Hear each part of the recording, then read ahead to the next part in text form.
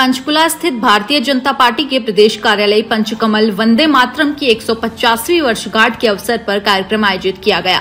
इस अवसर पर राज्यसभा सांसद रेखा शर्मा ने मुख्य अतिथि के तौर पर कार्यक्रम में शिरकत की।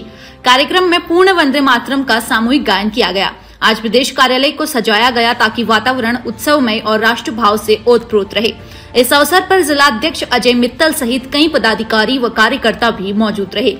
इस अवसर पर पत्रकारों से बातचीत करते हुए राज्यसभा सांसद रेखा शर्मा ने कहा कि भारत के राष्ट्रीय गीत में देश की आत्मा बसती है।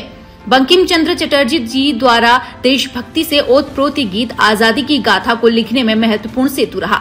बंगाल के बंटवारे के बाद भारतीयों को एकजुट करके भाईचारे से आगे बढ़ने के लिए प्रेरित करता रहा। आज की पीढ़ी को देश के लिए प्रेरित करने के लिए उद्देश्य से ही सरकार द्वारा देश भर में वंदे मातरम गीत की 150वीं वर्षगांठ मनाई जा रही है। उन्होंने कांग्रेस पार्टी पर कटाक्ष करते हुए कहा कि कांग्रेस ने अपने अधिवेशनों में भी इसे बंद कर दिया था। वहीं वोट बैंक की राजनीति के चलते कई राज्यों में बैन किया गया। इस दिन को मनाने का एकमात्र लक्ष्य देश की वर्तमान व भावी पीढ़ी को उन परिस्थितियों से अवगत कराना है जिनकी बदौलत आज हम आजादी की आबोहवा में स्वतंत्र तौर से जी पा रहे हैं। वोट चोरी पर नेता प्रतिपक्ष राहुल गांधी के बयान पर टिप्पणी करते हुए कहा कि कांग्रेस द्वारा लगाए सभी लांछन अधिकतर गलत साबित होते हैं। ब्राजील की मॉडल ने कहा कि वो कभी भारत आई नहीं, फेक दस्तावेज दिखाकर लोगों को पागल कर रहे हैं।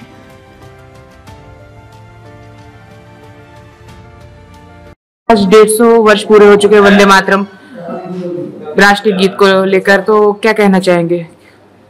भारत की आन बान शान जिस गाने से है, भारत की आत्मा जिस गाने से जुड़ी है, पूरा भारतवर्ष की जनता जिस और उनके जनता के दिलों में जो ये बसा हुआ है 150 सालों से, ये गाना जिसने स्वतंत्रता में ये 1875 में बंकिम चंद्र चटर्जी ने जो ये गाना लिखा, ये घर घर पहुंचा आज़ादी के समय पर।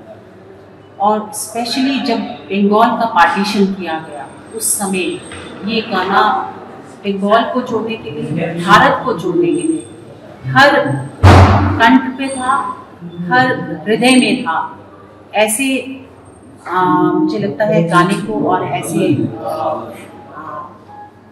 इस राष्ट्रगान को आज फिर से हम उसके 150 साल मनाने जा रहे हैं। और आज की जो बच्चे हैं, जो आज की जनरेशन है, उनके दिलों में पहुंचे, उनके कंठ में ये गाना आए। इसलिए सरकार ने और पार्टी ने सोचा कि हर जिले में इस प्रकार के कार्यक्रम किए जाए, इसको रिवाइव किया जाए।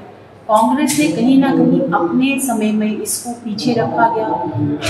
एक जो माइनॉरिटी को खुश करने का था कि मुस्लिम लीग इसके अगेंस्ट था, तब इन्होंने अपने अधिवेशनों में गाना बंद कर दिया, अपने मीटिंग्स में गाना बंद कर दिया, कई स्टेट्स में बैन कर दिया इन्होंने, क्योंकि उनको वोट बैंक की राजनीति करनी थी। और आज जब भारतीय जनता पार्टी बहुत सारे स्टेट्स में है, सेंटर में तो है ही है, पिछले 11 वर्ष से 12वां वर्ष है, तो हम चाहते हैं कि ये हर बच्चे की जुबान पर आए और वो याद कराए कि स्वतंत्रता में किस प्रकार भारत को माँ मानते हुए कई आज़ादी के दीवानों ने अपनी जान दी। मैम, बात कीजिए, राहुल गांधी ने इल्जाम लगाया कि हरियाणा में जो चुनाव हुए थे वो बिल्कुल फेक चुनाव थे और वोट चोरी का किया गया है और नायब सिंह सैनी की जो सरकार है वो बिल्कुल ही गलत सरकार बनी है। देखिए, ये हमेशा जो भी ये लांछन लगाते हैं गलत प्रूव होते हैं। उन्होंने एक ब्राजीलियन मॉडल का एक जो दिया रेफरेंस दिया वो गलत था। वो ब्राजीलियन मॉडल ने भी बाहर आकर बोला कि मैं कभी भारत गई ही नहीं। जिस नाम से वोट था उस नाम की महिला सामने आई, उसके गांव वाले सामने आए, उन्होंने कहा ये यहीं से वोट करती रही है। फेक डॉक्यूमेंट्स बनाकर वो मीडिया को पागल करते हैं, गुमराह करने की कोशिश करते हैं, मैं कहूँगी जनता को, लेकिन जनता इतनी बेवकूफ़ नहीं है। अगर ऐसा ही है, राहुल गांधी क्यों नहीं सर्टिफाई करते, इलेक्शन कमीशन को क्यों नहीं सर्टिफाई करते कि मैं जो कह रहा हूँ सही कह रहा हूँ। आज तक उन्होंने कहा इलेक्शन कमीशन ने बार बार डिमांड करी कि आप इसको सर्टिफाई करो कि जो आप कह रहे हो, वो नहीं कर पाए। अगर बात कीजिए, कल पंचकुला में कांग्रेस पार्टी द्वारा इलेक्शन कमीशन के बाद पुतला भी फूंका गया है, उसको किस तरह देखते हैं? इनके पास कुछ नहीं है, टूटी फूटी जो कांग्रेस है, इनके पास क्या है? अब कहीं पुतला फूकेंगे, कहीं कुछ, इनके रिवाइवल के कोई चांसेस नहीं है। और हरियाणा में तो कहीं दूर दूर तक नहीं लग रहे। जब भी इलेक्शन होता है राहुल गांधी जी कहीं बाहर छुट्टियां मना रहे होते हैं। हरियाणा में क्यों नहीं उन्होंने कदम रखा था? उनको पता था पहले से कि हरियाणा में हार है, फिर उनके ऊपर नाम आएगा कि आने के बावजूद भी हारे, इसलिए वो आए ही नहीं हरियाणा में। इनके कोई नेता नहीं है, आपस में ही लड़ते रहते हैं। जितने नेता हैं आपने देखा सब आपस में लड़ते हैं, तो इसके कारण से एक्चुअली हार इनकी होती है आपस की लड़ाई के कारण।